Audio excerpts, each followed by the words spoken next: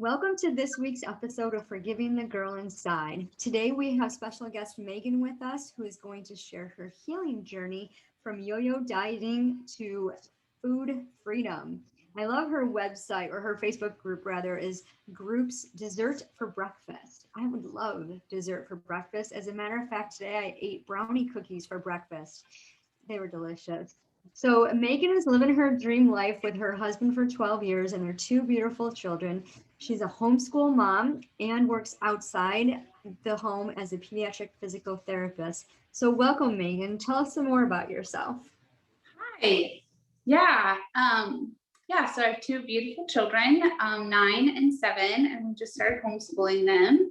And I started dating my husband when I was a freshman in high school. And we dated all through high school, the total love, first love fantasy is like my real life. So that's pretty cool. But I've always struggled with food. I remember being 5 and wanting to go swimming and wanting this, like my cousin had this swimsuit and I wanted that swimsuit too, or something similar in style. And I remember someone looking at me and saying, a girl your size just shouldn't wear a swimsuit like that. And that just leaves a mark on your heart.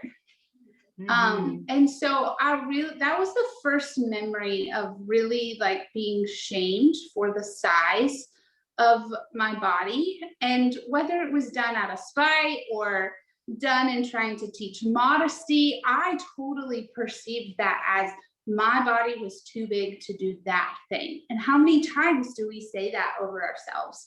I'm too fat to do this, or I'm too large to wear this. And that kind of just started this journey of always, using food as comfort, but then also feeling so much shame and judgment and condemnation for eating food that was quote unquote unhealthy, and then being a size that I didn't want to be. And so it was just a cycle that I have, ran through, where you do everything. You do keto and you do paleo and you do Weight Watchers and you do Nutrisystem and you go to the doctor and all the things. I have done it. I've done it all. If you've done it all, I've done it all. And then when I was 13, do you remember going to gym class? If you ever went to public school, in gym class, long ago, they would have you stand on a scale. Whoever thought that teenage girls standing on a scale was ever a good idea in front of other people? I don't know. They clearly didn't know our mental health was in check. It was a bad idea.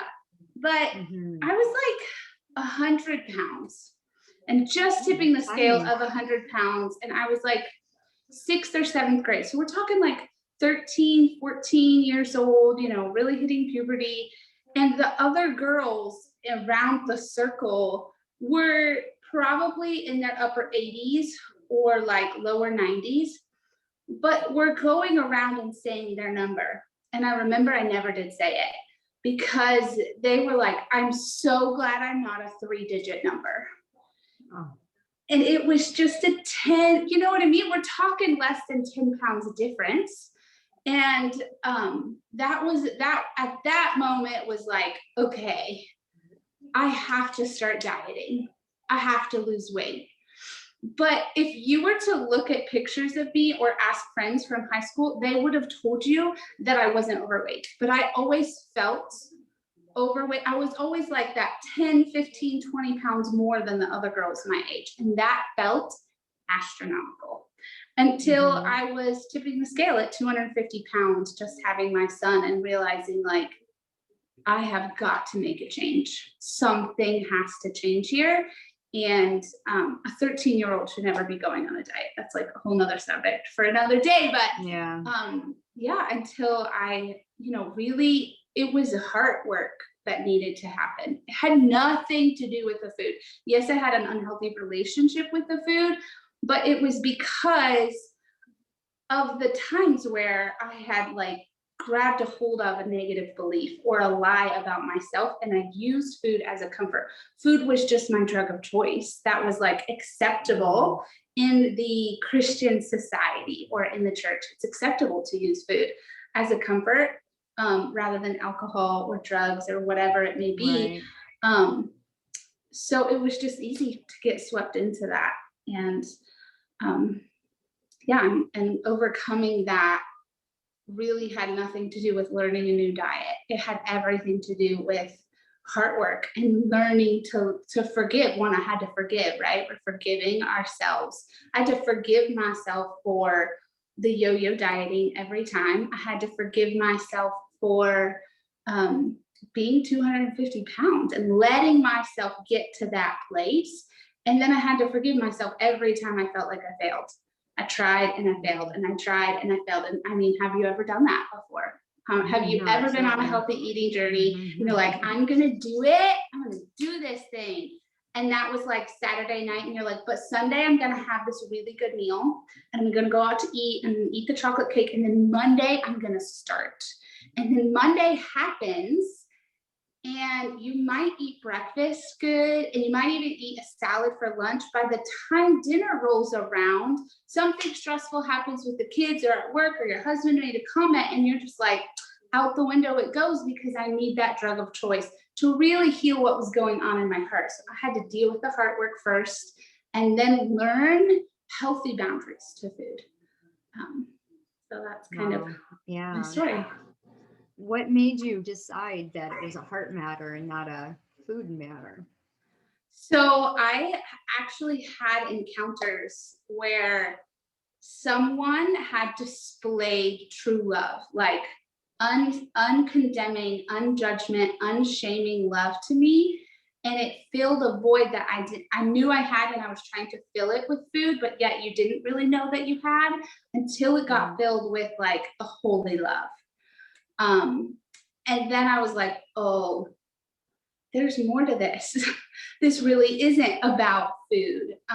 There's a couple organizations. One of them is called Revelation Wellness, and they have a free 7-day detox. It's absolutely amazing. And she like does workouts and heart work at the same time.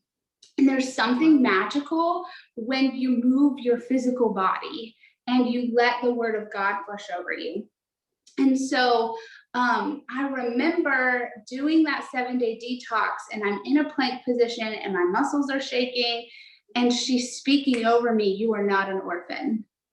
You do not need to know when your next sweet bite is coming. Like, you know what I mean? How many times do we overeat? And then we, like I talked about on that Sunday, like have this last chance meal of having junk food, and then Monday it's going to all go away.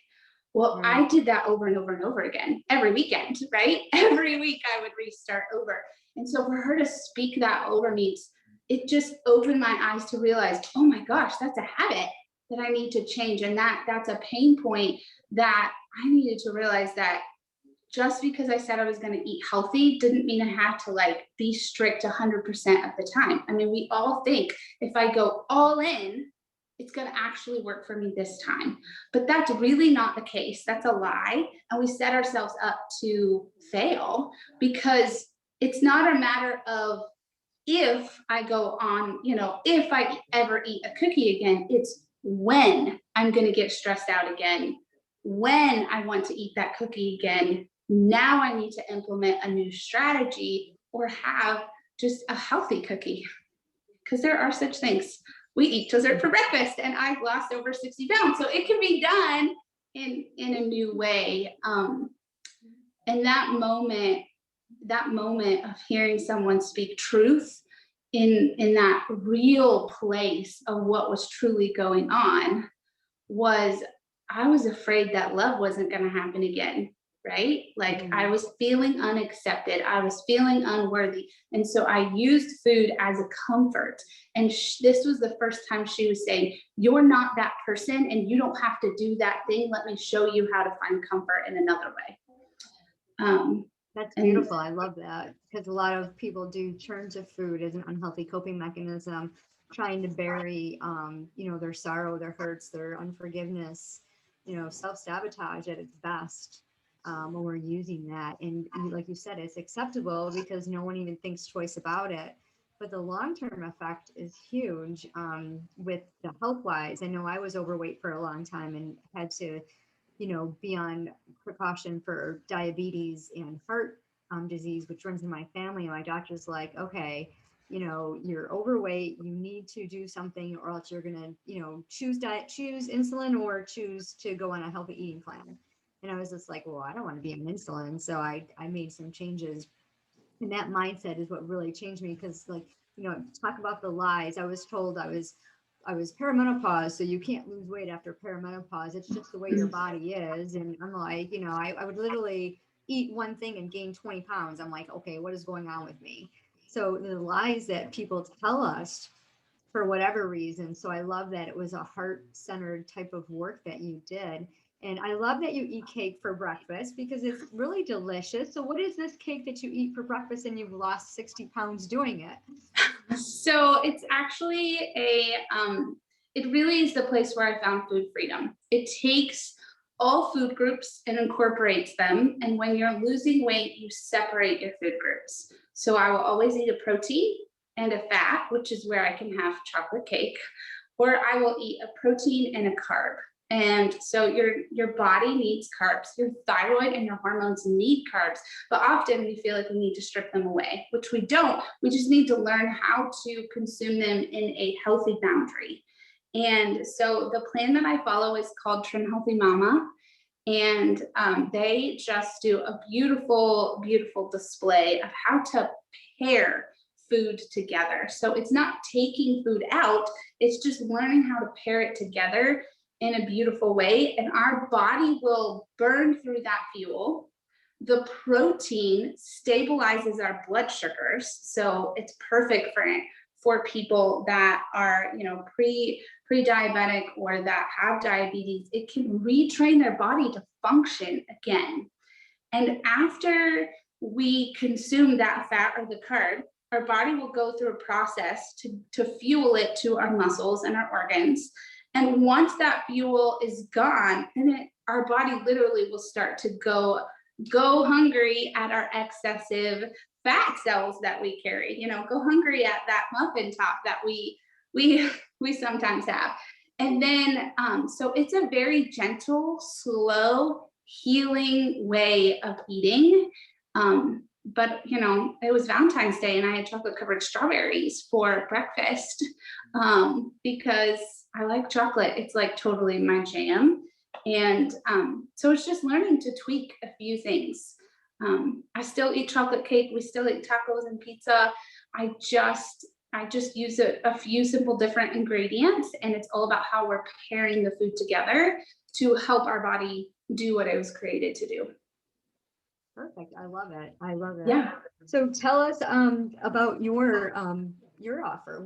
How do you help people, women? So when I first learned about Trim Healthy Mama, I had to go through, I had been on so many diets. I had been on like almost everyone I had been on, right? And they weren't sustainable for me. And so I recognized that if I wanted a different result, I had to do something different. And most diets take away all the yummy food that we want, and that's not sustainable. Just isn't. And so I looked up this Trim Healthy Mama, and I ordered the stuff to make dessert, because I was like, if I can have dessert, I can do this thing. So I got my package in the mail, and I made up like 3 or 4 desserts. And I remember going into my the bathroom, and my husband was taking a shower, and tears were streaming down my face. I'm like, you have to try this. And he's like, woman, why are you crying over like a chocolate mug? A mug cake. Why are you crying over that? I'm like, you don't understand. Like, this was the first time that I'm like, I can do this. So out of that, I was like, I'm sure other women are feeling the same way that I felt in that moment. And so I'm like, okay, what did I do to get myself started? I started eating dessert for breakfast. So I would make a dessert, and then I would eat that every single day through the week. So I would, Saturday or Sunday, we would whip up a dessert, and then I would do double batches. So my kids and my husband could have some, and then this one was mommy's, and I just rationed it for breakfast. And I just slowly started learning how to eat the plan that way. I just started eating dessert for breakfast. And so that's kind of where dessert for breakfast program, the free course that I offered, came from, because it was literally the first steps that I took for myself to find food freedom and have a healthy boundary around food. I love it. I love it. This is awesome. I love Thanks. eating cake for breakfast.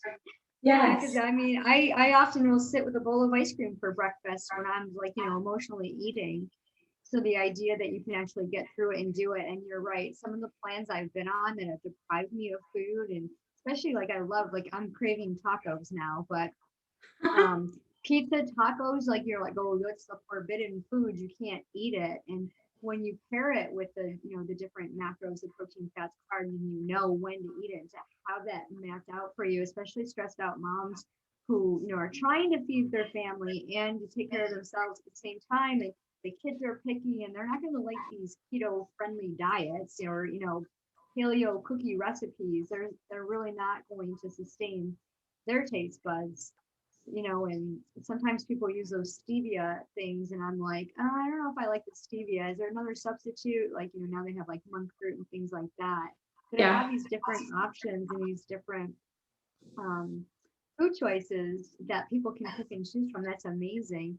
So thank you so much for sharing your journey. I love that, and we'll definitely, for you listeners, there's going to be a link in the description where you can connect and find out more about eating cake for breakfast. You need to get on this train and get off the yo-yo dieting. And you can see how fun and friendly Megan is, and great coach to work with to help you through your journey and get your heart centered right so that your body can be healthy. So thanks for listening. If you know anyone that can benefit from Megan's program, please share the video with them, invite them to the group, the links. And if you're new to the channel, please subscribe, hit the bell to be notified of the next live. We do come on live weekly, or not live, we come on weekly on Tuesdays with a new story from real people, real moms, real women sharing their real healing journeys. So thank you and have an amazing day.